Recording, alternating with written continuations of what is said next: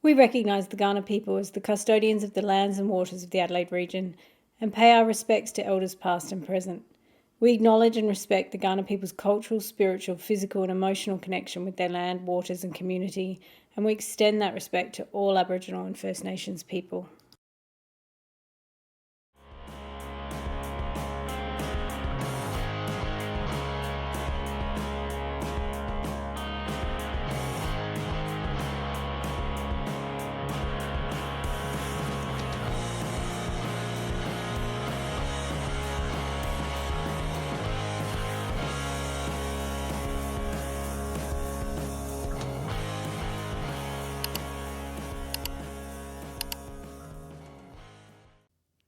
Welcome back to Amy and. I'm Amy Matthews, and this month we're looking at climate fiction, which sounds really fun, but actually is a lot more fun than it sounds.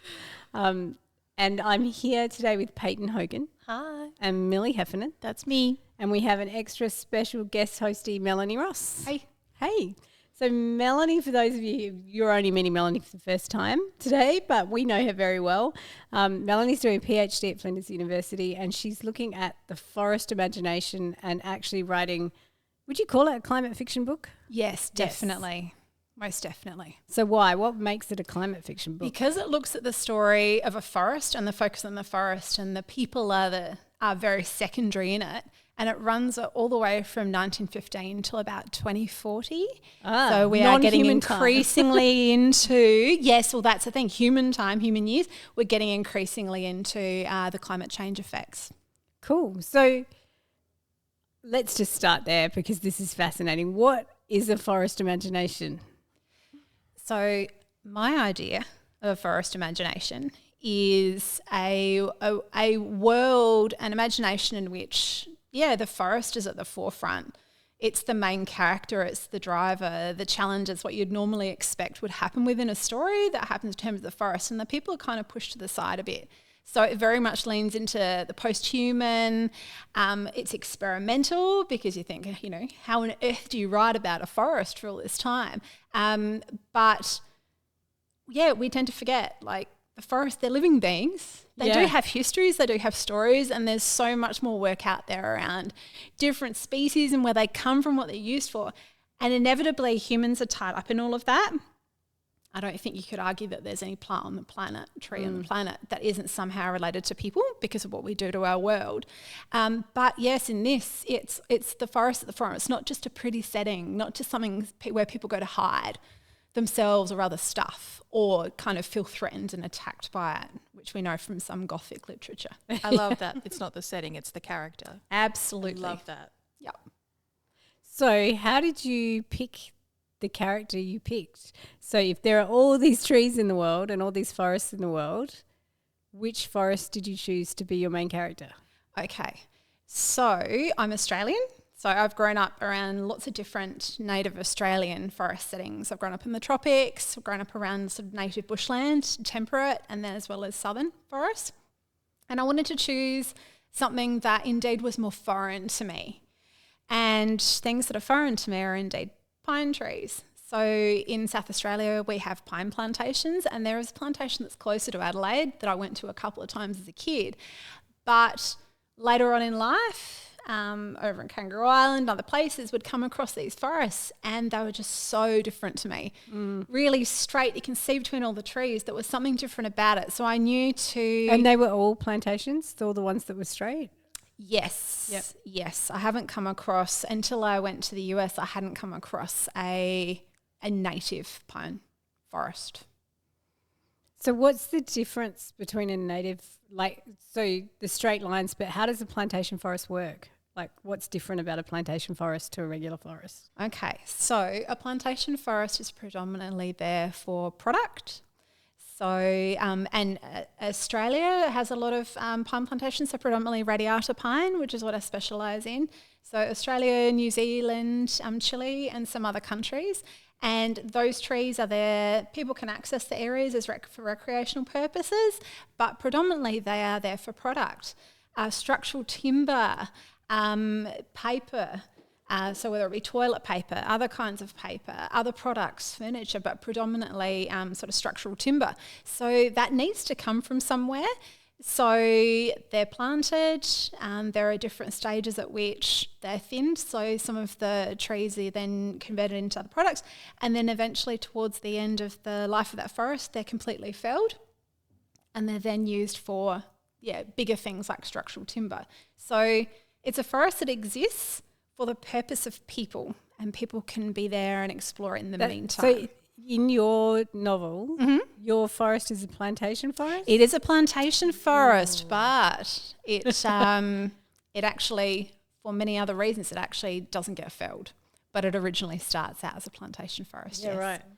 Interesting. Are we able to bring it back to, in case, because this is the first episode of the month, I feel like not many people will know what climate fiction means. I don't know a lot about it. I feel like Great it's something question, that's Payton. probably I've got that further down, but we would dive straight into the forest. Sorry. No, I totally No, forgot. I love hearing about the forest. talk. I assume it's probably super self-explanatory and we'll all be like, oh, okay. But like, is there anything that people will probably recognize? Anything that people have probably already seen that's really mainstream climate fiction? Or is it This kind is of great. This new? gets right into our questions that we thought Yeah. So, I mean, how would you guys describe climate fiction? If you had to just come up with a potted description off the top of your head, what's climate fiction? I mean, it's got to have some climate in it. It's got to have some kind of link to climate. To the climate To crisis? Climate change, to climate crisis. I feel like to the climate crisis, for me to consider it climate fiction. Do you have, if you had to think off the top of your head, what does this book look like? What are you imagining plot, character, setting is looking like? Melanie's going to have a different answer. Yeah, 'cause it's she's done a lot of research. Well, I was just thinking, I know what I'd like climate fiction to look like, but I think the ones that I think of tend to be disaster. Humans have gone too far and now we're suffering crisis because of our own actions. I'm sure that's not all climate fiction. I know. That's I'm what I like, think of. I'm like Mad Max, Waterworld. like, yeah. Right, Mad Max would be okay because that's a super mainstream thing. That's When not you really probably- climate. yeah, That's crisis, like apocalyptic. But I think we've linked climate crisis and apocalypse. which is Yeah, interesting. 100%. Yeah. But it doesn't have to be that, I don't think. I think that's just what people think of when you say climate fiction. Yeah. Is it like the climate is some sort of impetus to the plot, like it kind of is important to the plot and the characters? Yeah, Important to the okay. plot. Actually, Melanie said something the other day which I loved, and I would love for me to prompt you to repeat it, but about climate fiction not necessarily being a genre, but I think you said a mode. I loved that thought because I've been thinking of it as a genre, and then when I switched to thinking of it as a mode, it really opened up what I was thinking about as climate fiction.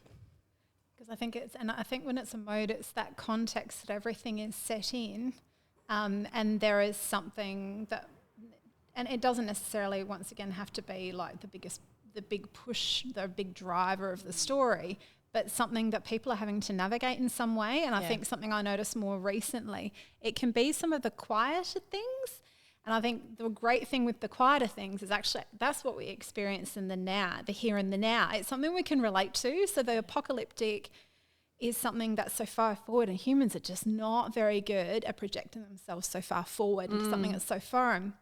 I think that's when it gets really interesting, when it's the things that we can relate to. And I think something, and I can't recall a book at the moment, but a title, but some of those that are looking at bees.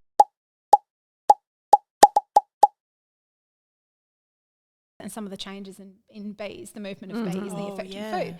So it might just be, bees are not in a garden or something. It could be something really subtle, but they're the things that we can link to. They're things we can relate to.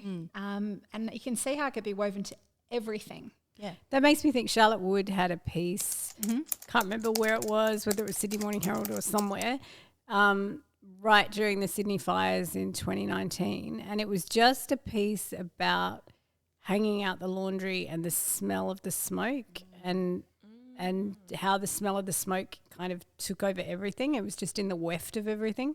And I remember thinking, now that is a brilliant piece of climate fiction. I mean, I don't even know if it's fiction or memoir, but it was a brilliant bit of climate writing because it was so ingrained in the ordinary. Do you know, like you could relate to it because you know what it feels like to be folding your sheets and you can, and that feeling of not being able to breathe as well. Like even your sheets can't breathe. I thought that was brilliant. That was going to be one of my questions sort of before I changed my thinking about climate fiction, but do you think that the more apocalyptic climate fiction kind of disconnects it from reality for people? Like it really pushes it into the fictional space because you're thinking, well, that's not going to happen. Crazy tidal waves and breaking the earth apart. I'm thinking of 2012, the movie. Catastrophizes it so much that people push it completely into the fictional sphere. Whereas, like you said, with the more subtle, it really is stuff that's happening around us every day. You can contextualize it more. And I think there's that hard balance as well, as we know that there's a number of populations, island populations in the world, and people are already leaving and they're climate refugees. Yeah. But because that doesn't hit the mainstream news, people are not aware of it. So that's the hard thing for some people. It's kind of already reached somewhat of an apocalypse. Yeah. People are losing their homelands. I'm thinking of the LA fires recently. Recently-ish.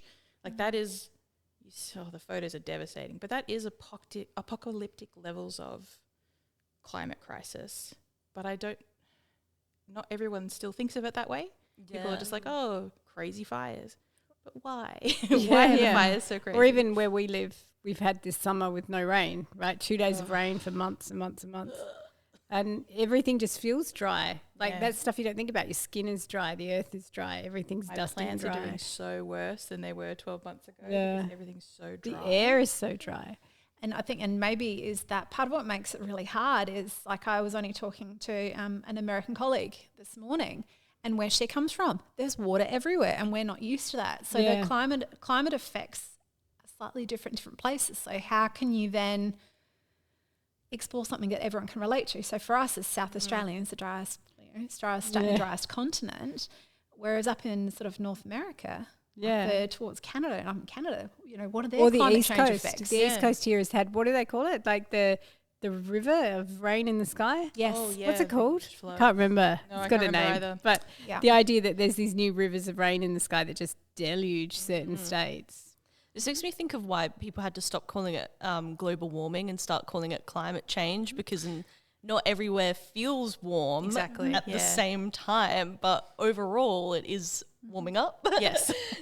But it was a huge misconception. So people would use that as the argument. Well, it's getting colder where I am. Well, yes, but because it's getting warmer in other places. Yeah. Science. Yes. Yeah. Science.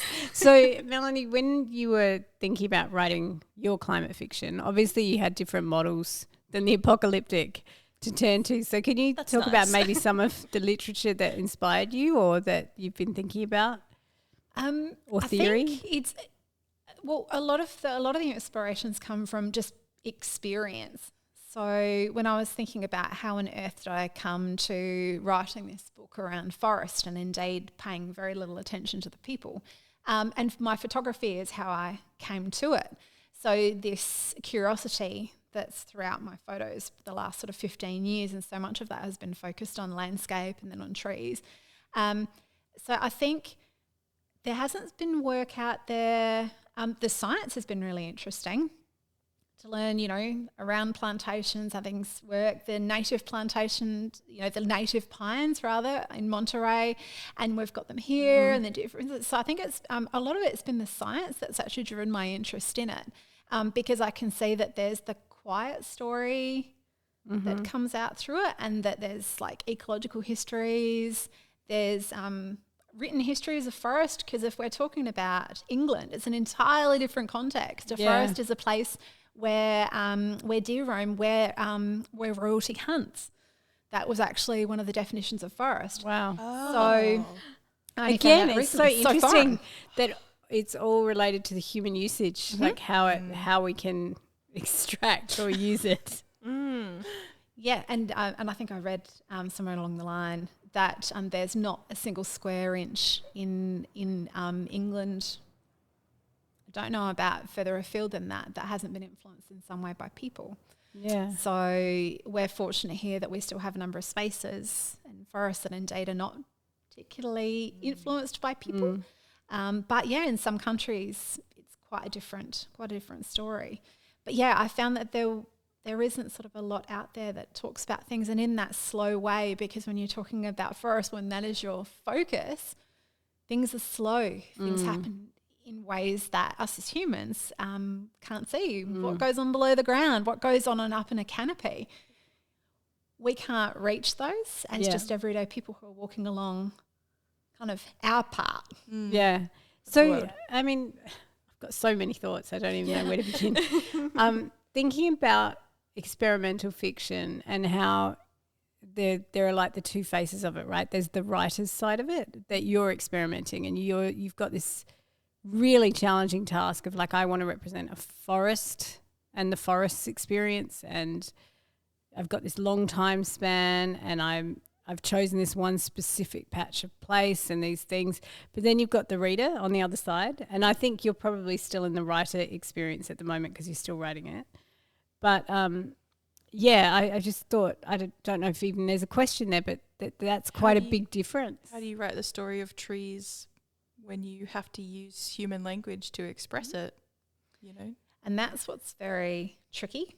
And there's tiny nuance in language. It's so hard because I don't want to reveal too much True. because it's something that I work with. But what I can say is, it's nuances in language. And I think if I add a whole nother angle to that is I'm not an ecologist, I'm not a biologist. I have, long time ago, some background in like early sort of undergraduate university. So how do you then approach that as a creative is a whole other angle on it. So crazily, it's driven by human experience and human observation. Yeah. Pulling together what we know from science, what others have done, but actually through human experience and keen observation. And I'm talking many dozens and dozens of hours in different modes of forest. What happens in these places? What is it that can be revealed, but also revealed in a way like a normal everyday person, which I am. I'm not a biologist, I'm not an ecologist. How can that translate? And also the flick of it, like there's so many scientific terms that I could take on board and I understand, but does that actually really explain anything? Yeah, Not necessarily. I love this. You've hit the nail right on the head of another question that I had. Not question, but sort of a thought that I had about how climate crisis is so just steeped in science. It's so scientific, and I feel like that's why it's so hard for us, the general populace, to grasp what's really happening and how bad it is and all the little separate parts that are happening. I live with a scientist, so I hear a lot about it, but they're a science communicator. And that's why I feel like it's so important for creatives to be writing stuff like this and to be getting into stuff like this, because you are able to, hopefully, I imagine you will, successfully translate it for the general populace, but still not necessarily. I wonder how difficult it is, like you were saying, not to water down the science too much while still trying to do it in an approachable way. Yeah, absolutely. And I think that's something that when we think about what speculative fiction can do, and across like topics like space, and we know that that's been huge in fiction currently. There's more coming out, and we have Orbital.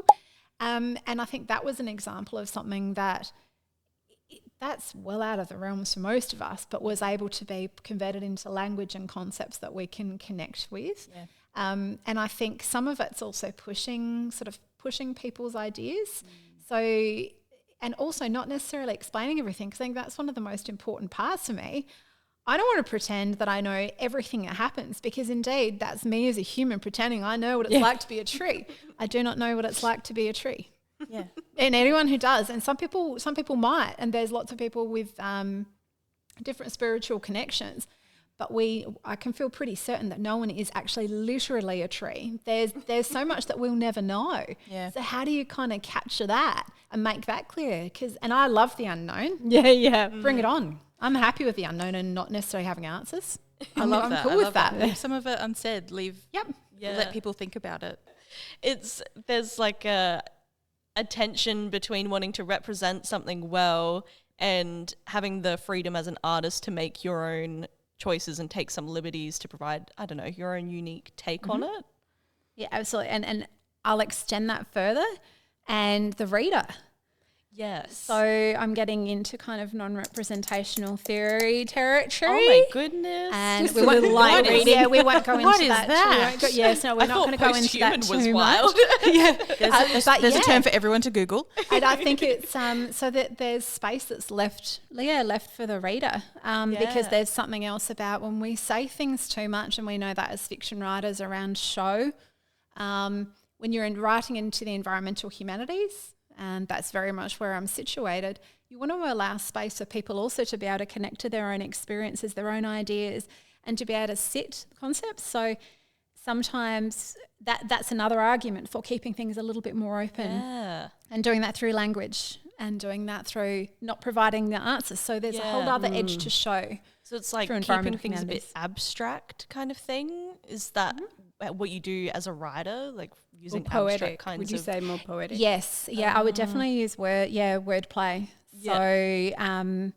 So there's a rhythm, as we know, in language, and there's a tone in language, and what that does is that in itself, as a reader's going, it's kind of that leads other places, and double meanings, and just it comes out in another way, but also connects to other ideas. So people kind of have to play with it a little bit in their heads, really. I'm so excited to read it. I was about to say, I want to read this so bad. Yeah, I'm very lucky I get to read it. and I feel like this would be a great thing to read for like a book club, because if everyone's doing their own work as a reader, then you would all have such different interpretations, and it would be so much fun to discuss your interpretation compare and contrast. It's definitely fun to write. Yeah. Yeah, it's definitely fun to write, because I'm finding that The Forest was written first. I wrote The Forest, which made great sense to me. That's the dominant. And now I'm winding in, because inevitably everything is tied up with a human in some way. How does that kind of come through and sort of creep in? And it's really interesting what these people are getting up to, which I didn't expect, but I'm keeping them at a distance. Bloody so people. that's fun. Can I just say, I feel like I don't hear enough authors say this was really fun to write. I really like hearing that. I feel like a lot of the time it's like, oh, and then I had to write this and I had to get this done. I like just hearing, and I had fun writing it. It was fun to play with the writing. Or they say nothing at all about the process. That's true. The other extreme. So I know you you loved writing The Forest first. Like that came with its own challenges, but it was a mode of writing. What were the challenges of shifting from forest to human? Well, and I think that's the thing, and this is all going to be written up, which is, there's so much I can write about from the research elements. So I'm reflecting on the process as I go, and they are both so intertwined. But now by seeing how I can pull the two together, and they're actually running in parallel, there's things that I'm aware of for The Forest that I wasn't aware of before. There's things that I'm aware of, hang on, no, those people won't do that. So looking at how, because the people are secondary, they're to the side. They don't get many words at all, but how are they influenced? So how are they influencing the environment? How is it influencing them? So when you started out, though, I think the humans they kept rising up a little bit more. Like they had more time on the page. Yes. And over time, you've pruned them back out of the forest. Can you talk a little bit about that process? Like, was it a feeling that a book should have like that? How do you drive the narrative without human agency? Or and I think that's the hard thing is, as a reader, and I read experimental fiction, but as a reader who predominantly for most of my life, as all of us, we take in human-driven narratives. That's all very normal. So you kind of, there's something that flicks in your head. It's something I can relate to. It runs. Whereas when I'm looking at The Forest in this other way, and there's a certain headspace I have to go into, and one that is very much observational, what is it that's going on? What it does is it forces me to go, hang on, but why would I all of a sudden be talking about this and that with this person? Like, no, what has that got to do with The Forest? That's human experience, that's fine. And what I've done is actually situated as much as possible within the forest, so that it means that they have to have a good reason for being there. There has to be also really good reason as to why do they get words and the forest doesn't. yeah. So I think that has been interesting, thinking about, well, is this really important? So same as if you've got like any character, why are they there? What is this? What purpose is it serving? How does this relate to indeed the goals and the if drive the forest of the forest? is if it's the forest story, how are they impacting the forest? Like they're only there for the forest. Really. Yes. Yeah. Yeah. And how and what are they serving? Like in what way is that going to help or hinder? Or perhaps have nothing to do with the forest, but in some way the people leave their mark. So that's how sort of the people have fallen away, and they are just a small number of words, but they're mighty hard words to write. Yeah. Because they're the visitors. They're not going to be there. It's got to have some substance, and they've got to have a good reason for being there too. Like any good minor character. Exactly. Absolutely. Can you tell us a little bit about your research process? Because I know you did lots of, I mean, I'm really interested actually for you to talk about 2 field trips. This is a very leading question. But you know, like you've done a lot of field trips to this one specific forest here in Australia, and then you've done another one in the US. And I just thought you could talk us through as a writer, like, because it's research and creativity mixed together. They're not separated. It's all happening. Like your research has a creativity through every step, whether it's photography, audio recordings, writing the novel, about what it's like to go on those field trips in that capacity. Well, and that's sort of how I found the top. That's how I really, I was at the top of a hill with my dad, and we were back in one of the old plantation forestry sites where it was an experimental forest, and that's actually where I found the real drive for the book and what it was always going to be, and the story of a forest. With going into the forest, and so it started with plantation forest here in South Australia. I went in there going, I'd like to explore this space. This is super challenging. How on earth am I going to do it? But I went in there with the attitude of, I'm just going to see what's there. I'm going to walk around, and as a photographer, I'm used to looking at things, but I'm going to look at, and I'm going to be experiencing, and also I'm a big walker. So for me to be moving, that puts my head in a different mode because I'm actually participating in some way. So there's a lot of walking research. We know that walking contributes to headspace and creativity and ideas, but also the embodied act of being in another space to be sharing that ground and walking through. So I went in there with no concept, with no ideas. I would explore and see what would happen. And I found there was a sign I found which explained, because I went in there with knowing not a lot. Can I just go back a little bit and set the scene? So when you're there on a hill with your dad, whereabouts, which state is the forest in? That was in South Australia. South Australia. Yeah, that was one of the previous experimental forests. Yep. So one of the reasons why things started in South Australia is South Australia very early on adopted plantation forestry, and I feel bad that I cannot remember the name, but we're talking like the we can put it in the year. show notes. It's in the mid 1800s. Yeah, because that is really early, super early. Native forests, when there was European settlement, native forests, there already wasn't a lot here. Yeah, and then of course, as European settlers do, they started cutting them down. So they worked out really early that needed to be preserved. So they were looking at options for plantation forests. So South Australia, out of the whole world, was a very early adopter of plantation forestry, and they had to test it out. What's actually going to work here? Where could it be? So there's a couple of places where they did some experimental forest work, which is where they tested out what could work sort of en masse, and then it led to plantings in a number of places, but that's part of the legacy of the Green Triangle and Mount Gambier. Yeah, Which must have taken, like you said, everything that happens in the forest is very slow. Must have taken ages to find out what worked and to experiment. I'm just thinking, like, what's the timeline there? Yes. Long. Yes, and it's fascinating what they did try, and I will put it in the show notes because I feel so bad. It was a field trip here about 18 months ago, and there are still some of those stands that are there, and there's also a forestry museum, I guess you could call it, that's on the way to Mount Gambier, and it gives you an example of some of the different kinds of trees that they tried. And when these particular ones were planted, and of course some of them took off and some of them haven't, so you can actually go and see these trees.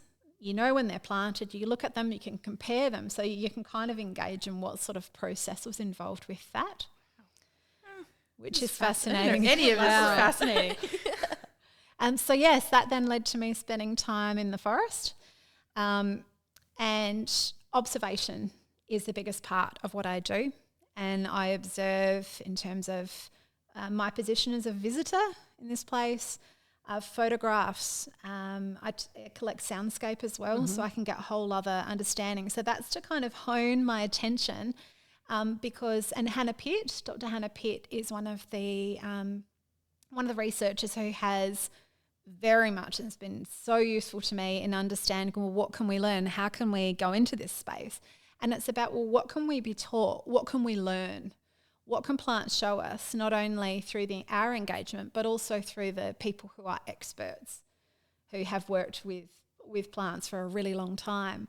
So I've got that learning mindset. Yep. So I tends to be about 2 hours at a time, just because I get hungry and I need to rest, and I don't take chairs. Yeah. I've learned a lot about the logistics of what stuff you can take with you on field You'd be trips. a great person to hike with. I've learned a lot. Yes, and then the US added a whole other thing, California, my with some of the goodness. rules over there. Yes, so that's what I do. Sometimes I'll go in with people. Sometimes it'll be alone.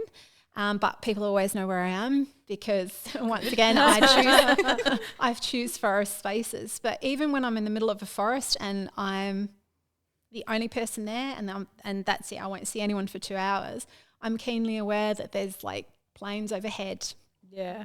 gunshots. Unfortunately, in one of the forests that I visit, sometimes there's deer hunting down the road, and even just knowing that I'm carrying a phone, and so like I'm on a GPS, so I'm bringing this digital technology into there. So there's a lot that comes out in terms of, well, what does this mean about a person in this space?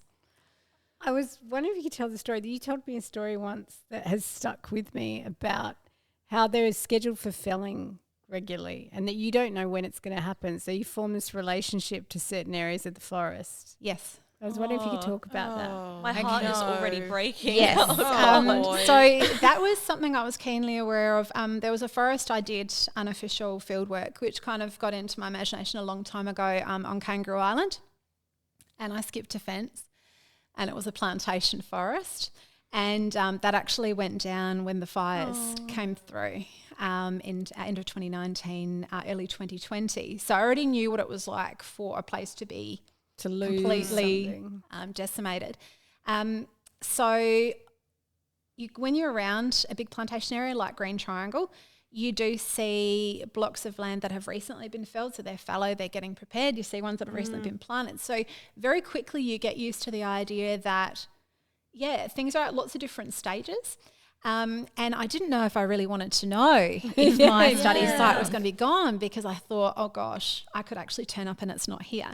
Yeah. I'm actually very confident that I'm going to be okay. But yes, in the near future, Are we going to be okay? in the near future, in the next 3 to 5 years, it will not be there anymore. Yeah. But then you've got Wow. the haunting of it, right? Because it will still be there for you because you've had such a long experience with it. And not only that, but the land has been changed by the trees just being there. You know, And it's they're interesting. gone, but their effect is there. Yeah. It's interesting to think about how like the average person probably isn't developing a relationship to the land like that, which is such a white colonial thing, like being so disconnected from nature. And that makes me think about other impacts that your type of writing can have to help people rebuild that relationship to the land again, and then how that changes our perspective on it and our respect for it, and how much we care about climate change and stuff like that. How much does it change the feeling? Because obviously these are trees that are planted for a purpose. You know that eventually they will be felled. So how does that change when you're talking about, I don't know if this is a real question. It's a first draft question. First draft thought. How does that change compared to forests that are just forests, that are natural forests? You know, you don't have that expectation. Those trees are supposed to be there forever, even though sometimes they're not. How does that feeling change between different types of forests? And I think that was one of the really good things with going to the native radiata pine forests in Monterey. And it was quite amazing because there are trees there that are 3 times as old as any of the trees that I'd seen in the plantation. So it's that was nice to sort of see the other extent of it in the preservation of, and seeing some trees and, you know, that are well over 100 years old, whereas the max that I would sort of see around where I do my research is maybe 40. Can we Wow, can we what a take a difference. minute there, because that's really interesting. It connects to Payton's point around developing a connection to country, because it's not just that you've got this connection to forest or trees, it's the radiata pine, right? Which now that I've met you, I know a lot about it. And also I would never have noticed it before and known what it was, and now I feel I have this relationship to this tree because of your work.